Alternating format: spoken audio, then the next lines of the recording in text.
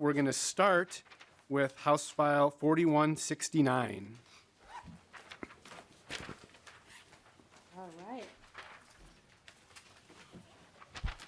And I'll note that for all the bills we're hearing today, we're going to lay them over for possible inclusion. So I'll just move that House File 4169 be laid over for possible inclusion in an omnibus bill. Representative Hassan, to your bill. Thank you, Mr. Chair. Good afternoon. As you can see, we came prepared today. House File 4169 appropriates $35 million one time to Minneapolis Public Housing Authority and its wholly controlled nonprofit organization, Community Housing Resources, to rehabilitate, preserve, equip, and repair deeply affordable housing units.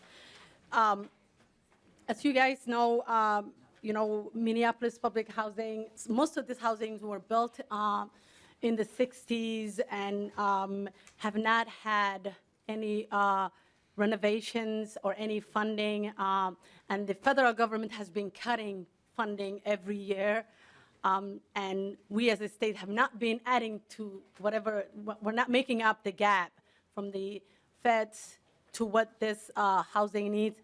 I happen to have a lot of public housing units in my district, and I know the state that they're in. Some of them are falling apart. Some of them need, AC units to be installed. Some of them have leaky roofs. And many of this housing is family housing units that children are growing up in.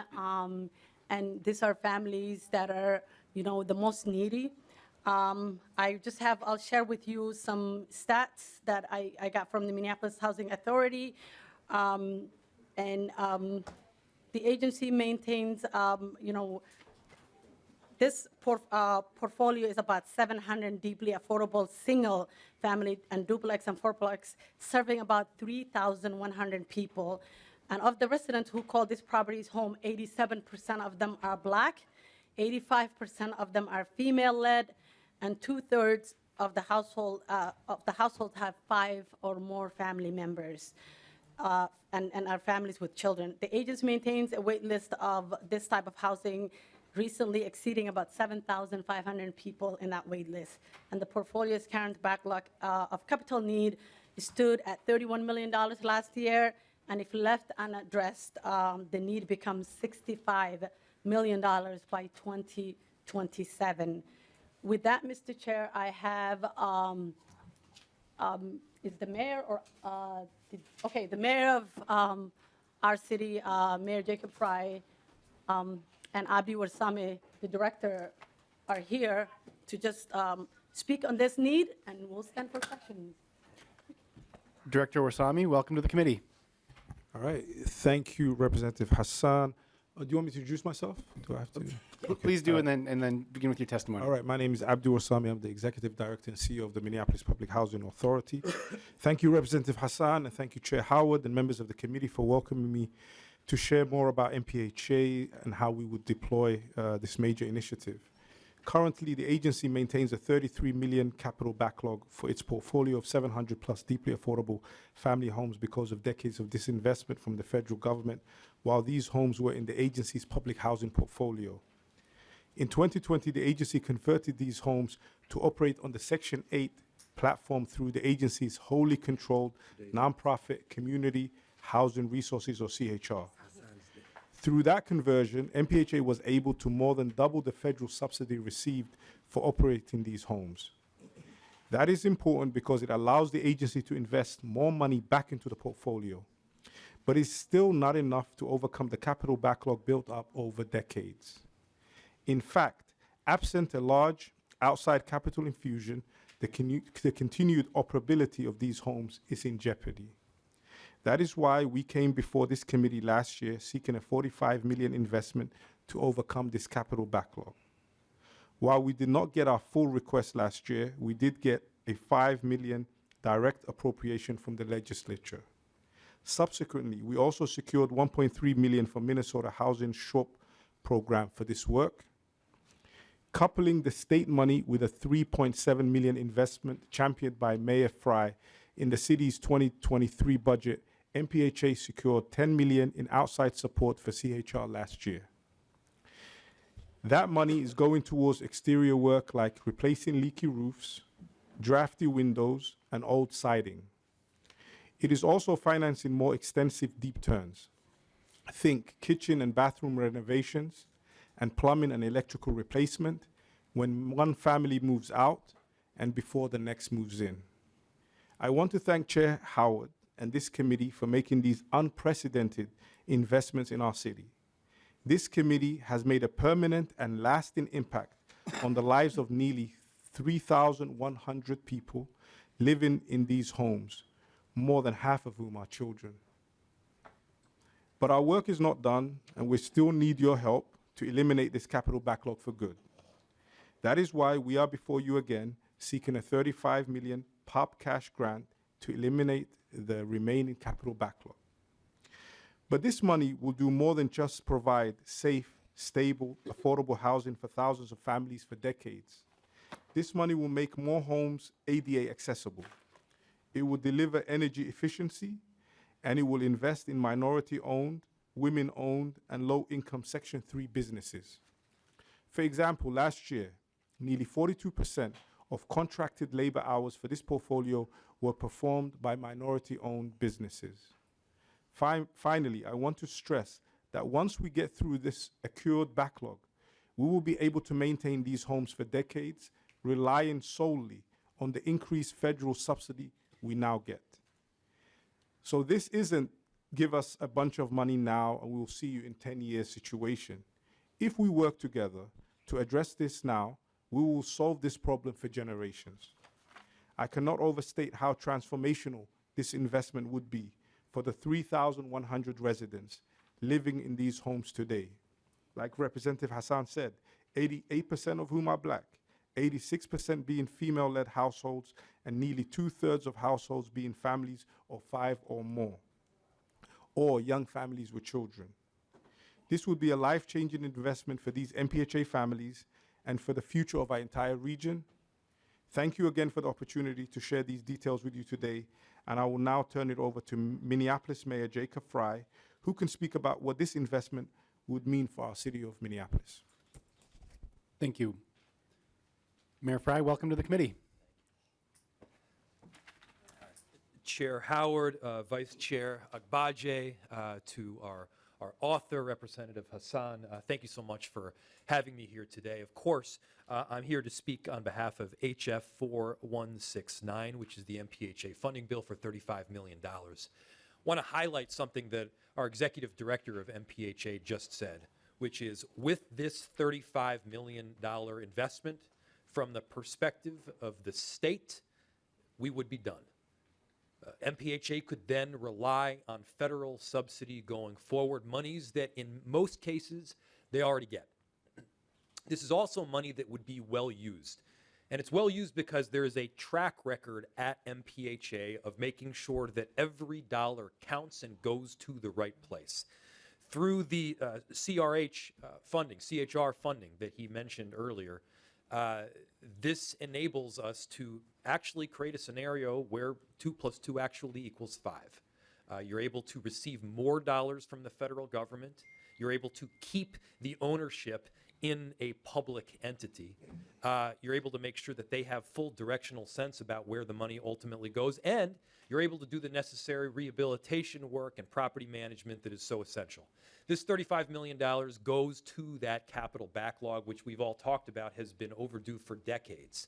Once this $35 million, coupled with the city's $5 million ongoing investment is made, again, you've got an opportunity to solve the problem. I mean, how many issues do we all get across city's desk, across state's desk that are a problem now and will still probably be an issue 5 years from now?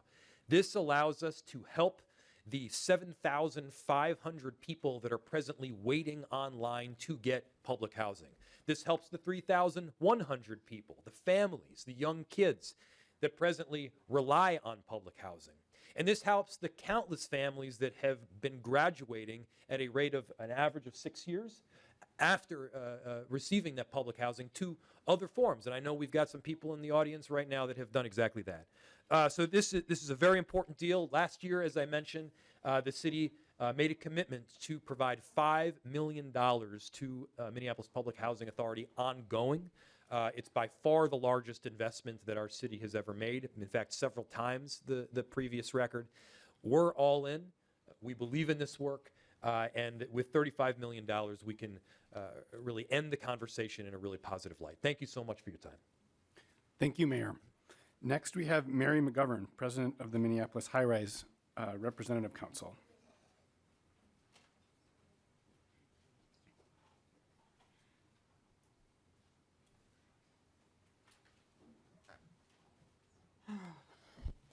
Thank you for listening to me.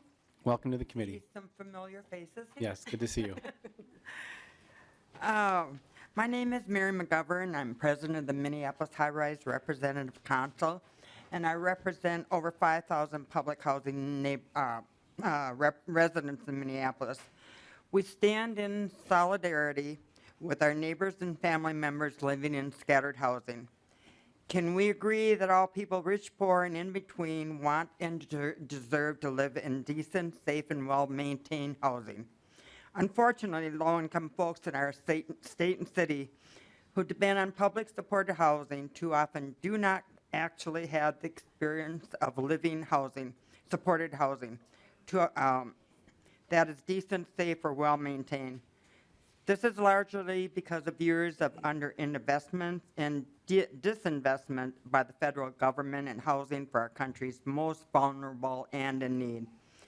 As a public housing resident leader, I have heard all too often from local and state officials that public housing is not our problem or responsibility. Well, guess what? The attitude does nothing to help us, and helping most vulnerable among us is what we expect of elected officials of all levels of governments and what we urgently need.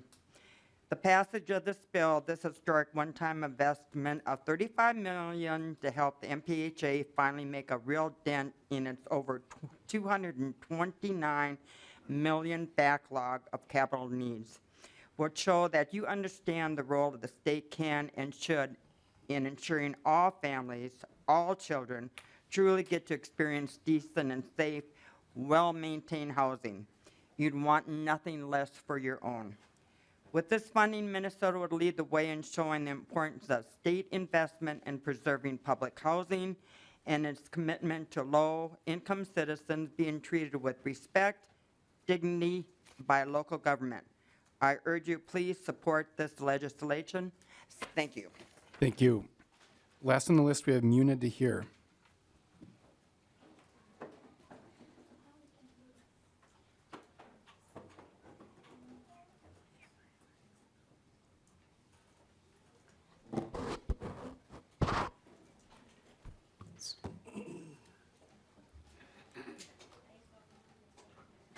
And I believe we're going to have some help with translation. Hi there. magacayga Mona Daahir ayaa la yiraahdaa. My name is Mona Daahir. Waxaan maanta meeshan u imid inaan ka warbixiyo balhoosanku wuxuu ii qabtay iyo wuxuu yahay. The reason I came here is I'm a living testimony that I was living in a public housing. Waxaan degnaa muddo 6 sano ee balhoosanka. I was living in public housing around 6 years now. Aniga iyo 9 ciyaal oo dhalay iyo odagayga 11 qof ayaan ahay. My family and I, who is my husband and 9 kids. Wax weyn ayay ii qabteen haddana oo marayaan ahay guri ayaan qatay muddo 6 sano waan degnaa. I benefited a lot and I'm proud to say that I'm a homeowner right now. Marka aad ayaan ugu faraxsanahay wax weyn ay ii qabteen wax weyn ay ii qabteen dadkan waxbay u qabtaan kulli aniga ila midka marka aad ayaan ugu faraxsanahay. I am very happy to be part of the public housing, and I am one of the people that was helped by the public housing to reach the level that I'm at right now. intii aan guriga ku jiran wax dhiba kama sheeganin aad bay igu dayactiri jireen waxaan u baahdana sida uu dhaqsiya badan ay igu qaban jireen. While I was living in the public housing, I never had any complaints. Anything that I requested, whether it's maintenance or it was on time, timely matter done. heerkan maanta aan soo gaarnay ayaga ayaan ku soo gaaray maad inaan noqdo owner guri leh ayaga daraadoodan ku soo gaaray. And I believe where I'm at right now is because of public housing. Because of, without the public housing, I wouldn't be a homeowner. marka aad ayaan ugu faraxsanaa intaas ayaan uga baxaya And I'm very happy to be part of that and graduated right now. And thank you. Thank you for being here and for sharing your story. Thank you. Is there anyone else here that wishes to testify? If not, we can go to member discussion. Member discussion. Representative Nash. Thank you, Mr. Chair. And before we move forward on this bill and other bills, can you tell me what your target is for committee? Representative Nash, target for a general fund number is $10 million. $10 million and then debt service to do a $50 million housing infrastructure bonds bill. Okay. So, Representative Hassan, I appreciate the need for deferred maintenance. It's a big deal, and it's important. I want to make sure that as we're talking about this, that we, as I always do, we try to level set expectations. Chair just shared that we have a $10 million, or he's got $10 million to work with. It's a $35 million. Can you do something, anything, with a smaller amount that's likely going to be appropriated, if at all? Mr. Chair. Representative Hassan. Mr. Chair and Rep. Nash, any bill that we bring here is scalable. And I'm sure, you know, I don't want to speak for Minneapolis Public Housing. I wanted the director to actually answer that question. But I believe that any support that they get, this is the need that they have, and any support that they will get, they will take it. Is Abby? Okay. And Yeah, you can answer. Yeah, come on. And I'll just share, I think it's entirely appropriate for bills that sort of highlight that need to be before us, but thanks for bringing, the needs are greater than our target, there's no doubt. But please state your name for the record and share with your testimony. Yep. Drew Hallinan from Minneapolis Public Housing Authority. I can answer that question. In short, yes. We have, the $33 million of needs on this portfolio, and any amount helps. Last session, we came with a $45 million ask. We got 5. We're deploying that right now. We coupled that with city money, short money from Minnesota Housing. So yes, this is a shovel-ready project. We know it's got to be done. So any amount of additional funds that we can get from state, local support, we're ready to go on it. Representative Datseth. Thank you, Chair Howard, Representative. Question I've got is, I'm a little bit new to some of these different programs that we're experiencing here. What I'm seeing is a lot of public housing in need, which I appreciate your ask of trying to help improve it. But who's been managing these programs up to this point? Because isn't there normally a normal investor would actually have a money set aside for future repairs, et cetera. Was there a plan in place for that, or how did we get here, I guess is what I'm trying to ask. Representative Hassan. Mr. Chair, Rep. Datsa. So I think I stated in my opening statement that the federal government has been, decreasing the funding for this type of housing. So we didn't get here overnight. This has been years of disinvestment and underinvestment, and the state hasn't stepped up to, maybe close the gap between what the federal government has been funding and the shortfall in that funding. But we also have the director here who can say more on that.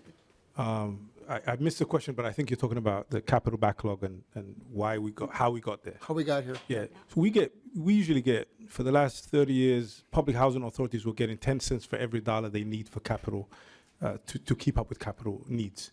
And that has become, for us, MPHA has around 50% of the entire states for public housing and HRA's capital backlog, which is now estimated around $225 million. This portfolio we're talking about is our family housing. And what we did in 2020 is we moved it from the Section 9 platform, which is public housing, to the Section 8 platform. And the reason why we moved this portfolio to the Section 8 platform is because the Section 8 platform gets fully funded by the federal government, because it's a platform that has a lot of private landlords and a larger political advocacy. So by moving it from Section 9 to Section 8, we actually doubled the subsidy that we get from the previous platform. So it's the same housing, the same staff, the same residents. We just created a nonprofit because we had to create it to get the Section 8 subsidy. And because we got a Section 8 subsidy, now we can build reserves over time. So we can build reserves that can help us with keep up with capital backlog. The problem that what we hear is the previous 30 years capital backlog, which is around 33 million. If we take care of that, this portfolio, our family housing portfolio, stays sustainable for the foreseeable future because we can build reserves because we're getting a lot more subsidy through the Section 8 platform. Representative Dotson? Thank you, Chair Howard. Thank you for your response on that. Is there, I guess, a follow-up question on that would be, is there a reason why the federal government has backed away from funding some of these programs? Is there a new program that they're directing it towards, or what's the reasoning for this, I guess? I mean, the reason is it's multifaceted, but the main thing would be is politics. Public housing was seen for a long time to be, marginalized poor people. For whatever reason, they were not a priority, and he didn't have a big voice because you're part of the government. You're just basically part of HUD. The Section 8 platform is different because a lot of private landlords get Section 8 vouchers so they can call their senators and their Congress folks and make a lot of noise, and that's why the Section 8 platform has always gets 100% funding, while the public housing platform gets about 80% or even less. And so it's mainly political. And I can actually, add one thing. There was an article in the New York Times a couple of weeks ago that talked about the city of Paris, a large city in Europe, one of the largest cities in the world, and they fully fund their public housing. And they were actually using an example saying, look what Paris does, and look how much their public housing is in good shape, is embedded into the other housing, it works, it's less, segregated. So there are examples where public housing could be fully funded and supported. Ours, unfortunately, is not.